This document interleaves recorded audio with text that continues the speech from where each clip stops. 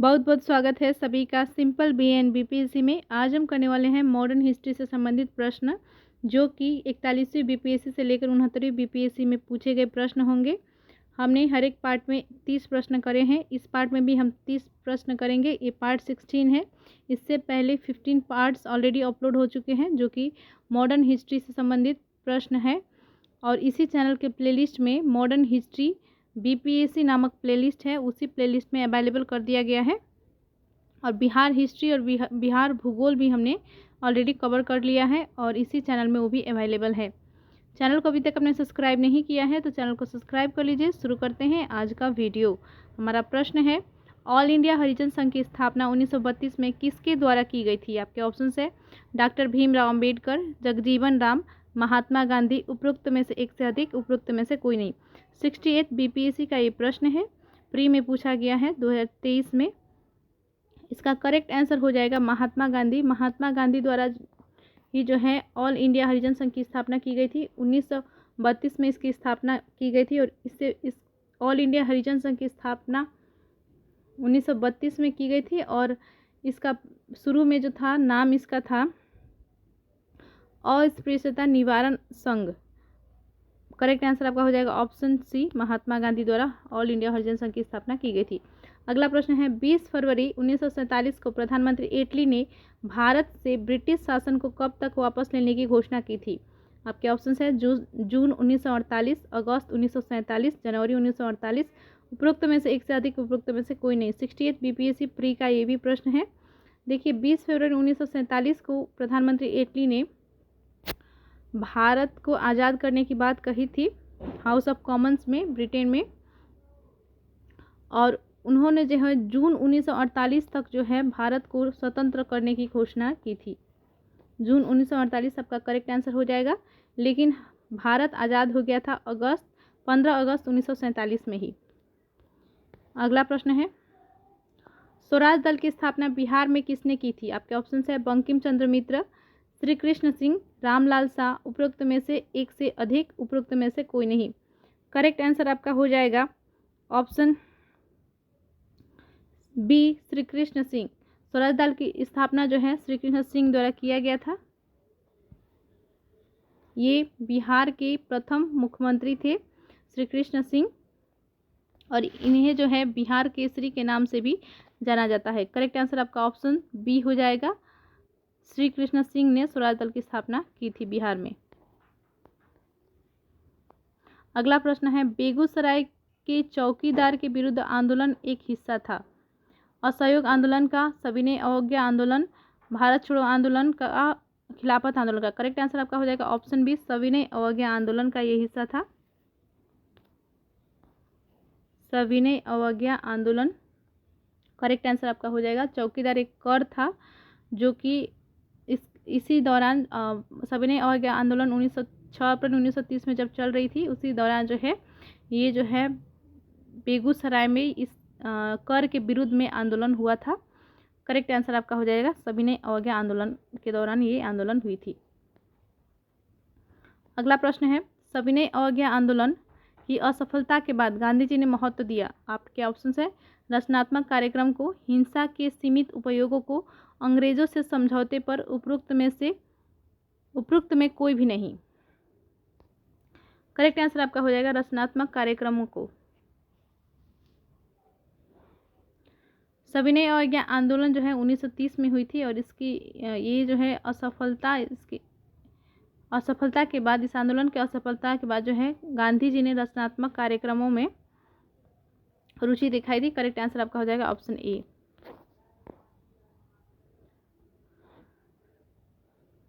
अगला प्रश्न है, निम्नलिखित में से किस भारतीय नेता ने लंदन में प्रथम गोलमेज कॉन्फ्रेंस में भाग लिया था? आपके ऑप्शन है मौलाना मोहम्मद अली, मौलाना अबुल कलाम आज़ाद, महात्मा गांधी, पंडित जवाहरलाल नेहरू। करेक्ट आंसर आपका हो जाएगा ऑप्शन ए, मौलाना मोहम्मद अली। प्रथम गोलमेज सम्मेलन में जो है लंदन में इन्होंने भाग लिया था, मौलाना मोहम्मद अली। करेक्ट आंसर हो जाएगा। अगला प्रश्न है, तीनों गोलमेज सम्मेलन में किसने भाग लिया? आपके ऑप्शन है मौलाना अब्दुल कलाम आज़ाद, मदन मोहन मालवीय, बी आर अम्बेडकर, महात्मा गांधी, उपरोक्त में से एक कोई नहीं, उपरोक्त में से एक से अधिक। 67 बीपीएससी का ये प्रश्न है। इसका करेक्ट आंसर हो जाएगा B R Ambedkar. Doctor Bhimrao Ambedkar ने जो है तीनों गोलमेज सम्मेलनों में भाग लिया था। आपका प्रथम गोलमेज सम्मेलन हुआ था 1930, दूसरा हुआ था 1931 और तीसरा गोलमेज सम्मेलन हुआ था 1932 में। डेट भी याद रखेंगे। और ये तीनों गोलमेज सम्मेलनों में जो है भीमराव अंबेडकर ने भाग ली थी और महात्मा गांधी ने जो है भाग ली थी द्वितीय गोलमेज सम्मेलन में, जो कि एक कांग्रेस के प्रतिनिधि के रूप में उन्होंने भाग लिया था। करेक्ट आंसर हो जाएगा ऑप्शन इसका C, B R Ambedkar. Gandhi Irwin समझौता हुआ था आपके ऑप्शन है 1930 में, 1931 में, 1932 में, 1933 में। देखिए बहुत बार ये प्रश्न पूछा गया है। करेक्ट आंसर आपका हो जाएगा 1931 में। 5 मार्च 1931 को जो है गांधी इरविन समझौता हुआ था दिल्ली में। करेक्ट आंसर ऑप्शन बी हो जाएगा। अगला प्रश्न है प्रसिद्ध गांधी इरविन समझौता किस वर्ष हुआ? सेम प्रश्न रिपीटेड है। ये 67 पीपीएससी का ये प्रश्न है। करेक्ट आंसर आपका हो जाएगा 1931 में। अगला प्रश्न है 5 मार्च 1931 को कौन सी महत्वपूर्ण घटना घटी? देखिए मैंने अभी आपको डिटेल डेट बताया था।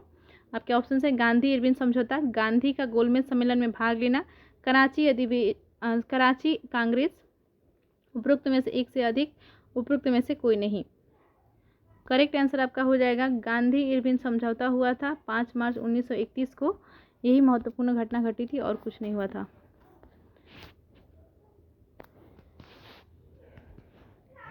निम्न में से कौन सा गोलमेज सम्मेलन 1932 में हुआ था? आपके ऑप्शन से पहला, दूसरा, तीसरा, चौथा। करेक्ट आंसर आपका हो जाएगा तीसरा गोलमेज सम्मेलन हुआ था 1932 में। ऑप्शन सी करेक्ट आंसर हो जाएगा। तीसरा इसका करेक्ट आंसर हो जाएगा। प्रथम हुआ था 1930 में, द्वितीय हुआ था 1931 में और तृतीय हुआ था यानी कि तीसरा गोलमेज सम्मेलन हुआ था 1932 में। अगला प्रश्न है भारतीय राष्ट्रीय कांग्रेस ने किस गोलमेज सम्मेलन में भाग नहीं लिया? आपके ऑप्शन है प्रथम, द्वितीय, तृतीय, सभी में भाग लिया, उपरोक्त में से कोई नहीं, उपरोक्त में से एक से अधिक। इसका करेक्ट आंसर हो जाएगा उपरोक्त में से कोई नहीं, उपरोक्त में यानी कि ऑप्शन ही उपरोक्त में से एक से अधिक करेक्ट आंसर हो जाएगा। देखिए भारतीय राष्ट्रीय कांग्रेस ने जो है सिर्फ एक ही गोलमेज सम्मेलन में भाग लिया था और महात्मा गांधी इस जो है कांग्रेस के प्रतिनिधि के रूप में उन्होंने गोलमेज सम्मेलन में भाग ली थी और द्वितीय गोलमेज सम्मेलन में जो है महात्मा गांधी ने भाग ली थी। करेक्ट आंसर आपका हो जाएगा उपरोक्त में से एक से अधिक, क्योंकि प्रथम और तृतीय गोलमेज सम्मेलनों में जो है कांग्रेस ने भाग नहीं लिया था। आपके ऑप्शन है द्वितीय गोलमेज सम्मेलन किस प्रश्न पर असफल रहा? आपके ऑप्शन है सांप्रदायिक प्रतिनिधित्व, डोमिनियन स्टेटस प्रदान करना, सत्ता हस्तांतरण की तिथि, सविनय अवज्ञा आंदोलन का स्थगन। करेक्ट आंसर आपका हो जाएगा सांप्रदायिक प्रतिनिधित्व। द्वितीय गोलमेज सम्मेलन में महात्मा गांधी ने भाग लिया था कांग्रेस के प्रतिनिधि के रूप में और इसमें जो है दलितों के लिए पृथक निर्वाचन मंडल के लिए मांग की गई थी और इसी से डॉक्टर भीमराव अंबेडकर द्वारा जो है ये मांग रखी गई थी और इसे जो है महात्मा गांधी ने अस्वीकार कर दिया था और ये जो है हिंदुओं को बांटने का एक षड्यंत्र था अंग्रेजों द्वारा, इसलिए जो है महात्मा गांधी ने इसे अस्वीकार कर दिया था। सांप्रदायिक प्रतिनिधित्व के कारण ही जो है द्वितीय गोलमेज सम्मेलन असफल रहा। अगला प्रश्न है महात्मा गांधी दिसंबर 1931 में खाली हाथ कहाँ से भारत लौटे थे? आपके ऑप्शन है London, Moscow, Washington, Tokyo. Correct answer आपका हो जाएगा लंदन में हुआ था 1931 में द्वितीय गोलमेज सम्मेलन और यहीं से जो है महात्मा गांधी खाली हाथ लौटे थे। दिसंबर 1931 में जो है वो भारत लौटे थे, भारत के बम्बई वो आए थे और उन्होंने कहा था ये सच है कि मैं खाली हाथ लौटा हूँ, किंतु मुझे संतोष है कि जो ध्वज मुझे सौंपा गया था मैंने उसे नीचे नहीं होने दिया और उसके सम्मान के साथ समझौता नहीं किया। करेक्ट आंसर आपका हो जाएगा ऑप्शन ए, लंदन से वो वापस लौटे थे। अगला प्रश्न देखते हैं 6 अप्रैल 1930 को चंपारण में नमक सत्याग्रह का नेतृत्व किसने किया? आपके ऑप्शन है बिपिन बिहारी वर्मा, लक्ष्मी नारायण झा, रामलाल प्रसाद। उपरोक्त में से एक से अधिक, उपरोक्त में से कोई नहीं। देखिए टीआरई 2 में पूछा गया ये प्रश्न है। 6 अप्रैल 1930 को जो है चंपारण में नमक सत्याग्रह का नेतृत्व किया था बिपिन बिहारी वर्मा ने। करेक्ट आंसर आपका हो जाएगा ऑप्शन ए, बिपिन बिहारी वर्मा। अगला प्रश्न देखते हैं।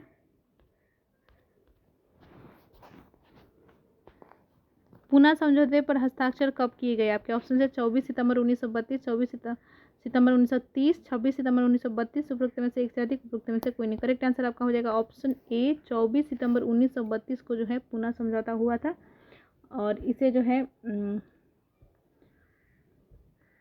24 सितंबर 1932 को हस्ताक्षरित किया गया था। करेक्ट आंसर ऑप्शन ए हो जाएगा। अगला प्रश्न है,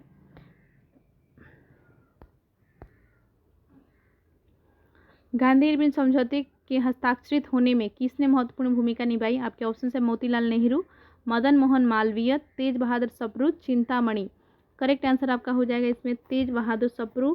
तेज बहादुर सप्रू थे और M.R. जयकर, इन्हीं के प्रयत्न से जो है गांधी और इरविन के बीच समझौता हुई थी दिल्ली में और 5 मार्च 1931 को जो है समझौता हुई थी और इसे जो है गांधी इरविन समझौते के रूप में जाना जाता है, दिल्ली पैक्ट के नाम से भी जाना जाता है। करेक्ट आंसर आपका हो जाएगा इसका तेज बहादुर सप्रू। अगला प्रश्न है, 5 मार्च 1931 को निम्न में से कौन समझौता हुआ? आपके ऑप्शन है इमर्सन गांधी समझौता, हेले गांधी समझौता, इरविन गांधी समझौता, गांधी साइमन समझौता। फिर से ये प्रश्न रिपीट हुआ है, गांधी इरविन समझौता यानी कि इरविन गांधी समझौता। करेक्ट आंसर हो जाएगा। अगला प्रश्न है, अगस्त 1932 में के रैमजे मैकडॉनल्ड के सांप्रदायिक पंचायत के द्वारा पहली बार एक पृथक निर्वाचक समूह बनाया गया। आपके ऑप्शन है मुसलमानों के लिए, भारतीय ईसाइयों के लिए, एंग्लो इंडियंस के लिए, अछूतों के लिए। करेक्ट आंसर आपका हो जाएगा अछूतों के लिए यानी कि दलितों के लिए जो है ये एक पृथक निर्वाचक समूह बनाया गया था अगस्त 1932 के रैमजे मैकडॉनल्ड के सांप्रदायिक पंचायत के द्वारा। करेक्ट आंसर आपका ऑप्शन डी हो जाएगा। मुसलमान, सिख, ईसाई और महिलाओं को, आंग्ल भारतीयों को, ये सभी को जो है पहले से ही अल्पसंख्यक माना जाता था और बाद में जो है दलितों को भी हिंदुओं से अलग करके अल्पसंख्यकों की घोषणा, अल्पसंख्यकों की संज्ञा दे दी गई और इसके तहत जो है इसके तहत 148 सीट आरक्षित की गई प्रांतीय विधानमंडल में। अगला प्रश्न है, इसका करेक्ट आंसर आपका हो जाएगा अछूतों के लिए, याद रखिएगा। अगला प्रश्न है, पूना समझौते का उद्देश्य था? आपके ऑप्शन है हिंदू मुस्लिम एकता, दलित वर्ग को प्रतिनिधित्व देना, राजाओं को विशेषाधिकार देना, द्वैत शासन पर पुनर्विचार करना। इसका करेक्ट आंसर हो जाएगा ऑप्शन बी, दलित वर्ग को प्रतिनिधित्व देना। इसका मुख्य उद्देश्य यही था और ये जो है महात्मा गांधी और डॉक्टर भीमराव अंबेडकर के बीच ये समझौता हुई थी 1932 में, 24 सितंबर 1932 में हुई थी। अगला प्रश्न है, सांप्रदायिक अवार्ड एवं पूना पैक्ट में क्रमशः दलित वर्ग के लिए कितनी सीटें दी गई? प्रश्न है, सांप्रदायिक अवार्ड एवं पूना पैक्ट में क्रमशः दलित वर्ग के लिए कितनी सीटें दी गई? आपके ऑप्शन है क्रमशः 74 व 79, क्रमशः 71 व 148, क्रमशः 78 व 80, क्रमशः 78 व 69। करेक्ट आंसर आपका हो जाएगा क्रमशः 71 व 148। दलित वर्गों के लिए जो है पृथक निर्वाचन अल्पसंख्यक का जब संज्ञा दी गई तो उन्हें जो है 148 सीट उनके लिए सुरक्षित की गई विधानमंडल में। करेक्ट आंसर आपका हो जाएगा ऑप्शन बी, क्रमशः 71 व 148। अगला प्रश्न है, बहिष्कृत भारत जर्नल किसने शुरू किया था? आपके ऑप्शन है ज्योतिबा फुले, करसन दास मूलजी, बाल गंगाधर तिलक, बाबा साहेब अम्बेडकर। उपरोक्त में से कोई नहीं, उपरोक्त में से एक से अधिक। करेक्ट आंसर आपका हो जाएगा बाबा साहेब अम्बेडकर। इन्होंने ही जो है बहिष्कृत भारत जर्नल का शुरुआत किया था। अपने किस कार्यकारिणी कमेटी में कांग्रेस ने भू स्वामित्व को समाप्त करने की नीति अपनाई? आपके ऑप्शन है कार्यकारिणी कमेटी 1937, कार्यकारिणी कमेटी 1942, कार्यकारिणी समिति 1945, कार्यकारिणी कमेटी 1946। करेक्ट आंसर आपका हो जाएगा कार्यकारिणी कमेटी 1937। इसी कमेटी में जो है कांग्रेस ने भू स्वामित्व को समाप्त करने की नीति अपनाई थी। अगला प्रश्न है, किसके द्वारा कलकत्ता में एशियाटिक सोसाइटी की स्थापना की गई थी? आपके ऑप्शंस है Warren Hastings, sir William Jones, Raja Ram Mohan Roy, TB Macaulay. Correct answer आपका हो जाएगा William Jones. Sir William Jones द्वारा ही जो है एशियाटिक सोसाइटी की स्थापना की गई थी। इसके द्वारा जो है हिंदी भारतीय ग्रंथों को अंग्रेजी में अनुवाद किया गया था। भारतीय ग्रंथों को अंग्रेजी में अनुवाद किया गया था इसी संस्था के तहत। अगला प्रश्न है, ब्रिटिश शासन के दौरान निम्नलिखित घटनाओं को कालक्रमानुसार व्यवस्थित कीजिए। ऑप्शन है दांडी मार्च, साइमन आयोग, पूना समझौता, गांधी इरविन समझौता। देखिए ये जो कूट दिया गया है यही सब में आपको आंसर ये सब में बताना है कौन सा करेक्ट है, ABCD इसमें चूज करना होगा आपको। देखिए दांडी मार्च हुआ था 1930 में, पूना समझौता हुआ था 1932 में, साइमन कमीशन 1928 में भारत आया था, गांधी इरविन समझौता हुई थी 1931 में। अब आप मिला सकते हैं कौन सा करेक्ट आंसर हो जाएगा इसका। तो देखिए इसका करेक्ट आंसर ऑप्शन बी है, आप मिला लीजिए इसको, ठीक है। अगला प्रश्न देखते हैं, भारत के वायसराय के रूप में किसके कार्यकाल में महान शहीद भगत सिंह, सुखदेव और राजगुरु को फांसी दी गई थी? आपके ऑप्शन है Lord Curzon, Lord Irwin, Lord Minto, Lord Chelmsford. देखिए करेक्ट आंसर आपका हो जाएगा लॉर्ड इरविन। जब जिस समय भगत सिंह, सुखदेव और राजगुरु को यानी कि 31 मार्च 1923 को, माफ़ी चाहती हूँ, 23 मार्च 1931 को जो है भगत सिंह, सुखदेव और राजगुरु को फांसी दी गई थी असेंबली में बम फेंकने की कारण। और इसका जो है आपका करेक्ट आंसर हो जाएगा, उस समय वायसराय थे लॉर्ड इरविन। आप याद रखिएगा इरविन उस समय वायसराय थे भारत के। करेक्ट आंसर हो जाएगा ऑप्शन बी लॉर्ड इरविन। अगला प्रश्न है,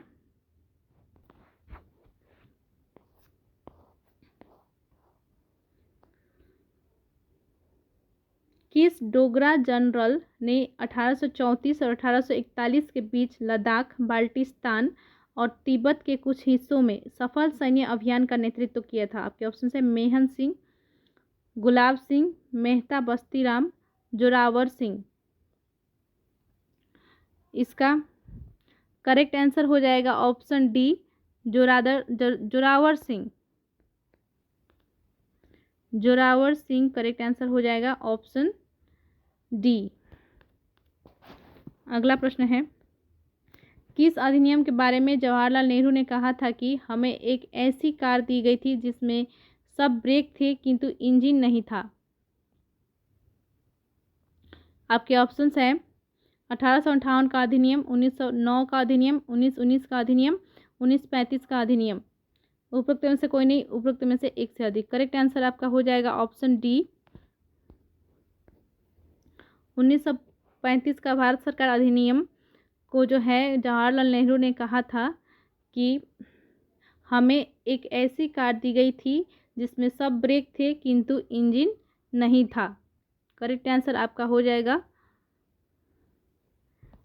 ऑप्शन डी। बिहार किसान सभा से कौन जुड़ा था? आपके ऑप्शन है स्वामी सहजानंद, कार्यानंद शर्मा, राहुल सांकृत्यान, यदुनंदन शर्मा। उपरोक्त में से कोई नहीं, उपरोक्त में से एक से अधिक। इसका करेक्ट हो जाएगा ऑप्शन ई उपरोक्त में से एक से अधिक। देखिए स्वामी सहजानंद द्वारा जो है बिहार प्रांतीय किसान सभा की स्थापना की गई थी 1929 में इसकी स्थापना हुई थी। और इसको जो है ये संस्थापक थे और ये सभी जो है इन्होंने मदद किया था इस सभा को आगे बढ़ाने में। करेक्ट आंसर आपका हो जाएगा option E. Option E correct हो जाएगा।